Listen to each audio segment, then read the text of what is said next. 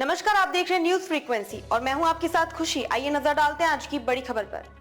Home guard commandant doctor Praful Shiroya की अध्यक्षता में यातायात जागरूकता कार्यक्रम के आयोजन में 400 लोगों ने भाग लिया।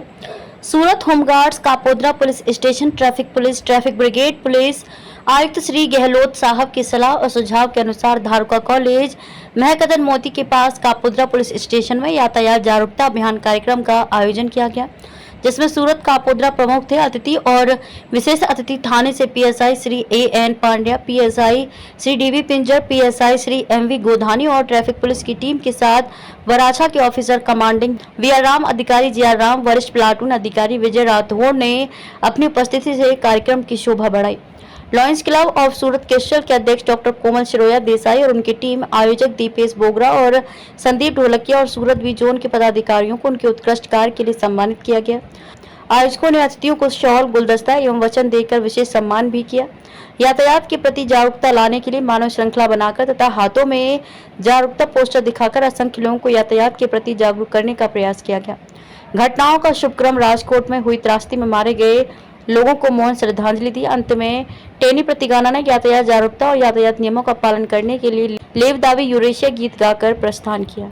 वडीलोए શીખ્યું છે ગોધાણી સાહેબ, માનનીય સાહેબ, ટીચર સાહેબ, વડીલોએ શીખ્યું છે કે મોત તો એવું હોવું જોઈએ કે જ્યારે મૃત્યુ થાય ત્યારે સુરત નહીં, ગુજરાત નહીં, ભારત નહીં પણ આ દેશ અને દુનિયામાં સમાયેલા કોઈક વ્યક્તિ જો રોજને રોજ તમને યાદ કરે તો તમારું મૃત્યુ સફળ થયું ગણાય। કોઈકને કોઈક વ્યક્તિ તમને સ્મરણ કરે તો તમારું મૃત્યુ સફળ થયું ગણાય।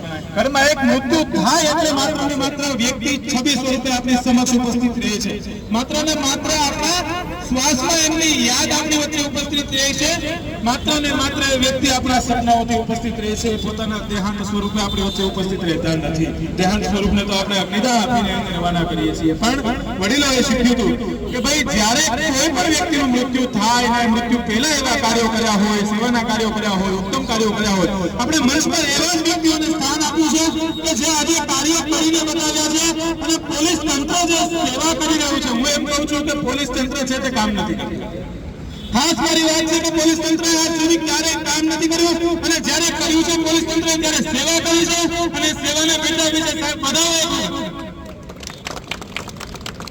અને સેવાનું ફળ સરકાર શ્રી દ્વારા એમને આપવામાં આવે છે અને સેવાને ઉત્તમ સેવા ગણાય। કેમ કે સાહેબ આજે 24 કલાકની નોકરી, ગમે ત્યારે ફોન આવે ત્યારે જવાનું થાય, ગમે ત્યારે કોલ આવે ત્યારે જવાનું થાય। અને ગઈકાલની ઘટનાની આપણે વાત કરીએ તો રાજકોટની અંદર જે ઘટના ઘટી છે એ ઘટનાની વ્યવસ્થા સંભાળવા માટે પણ પોલીસ આપણી વચ્ચે ઉપસ્થિત છે, તો પોલીસનું આપણે સન્માન કરવું પડે અને સન્માનના દોર તરફ આપણે આગળ વધવું છે।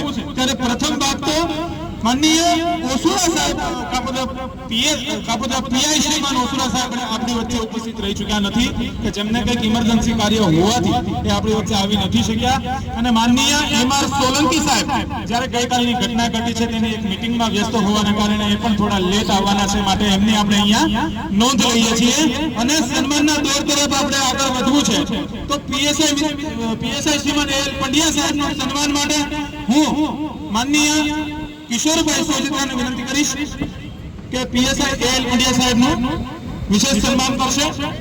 अब तक के लिए बस इतना ही, फिर होगी आपसे मुलाकात ऐसी एक और बड़ी खबर के साथ। तब तक के लिए नमस्कार और देखते रहिए न्यूज फ्रीक्वेंसी।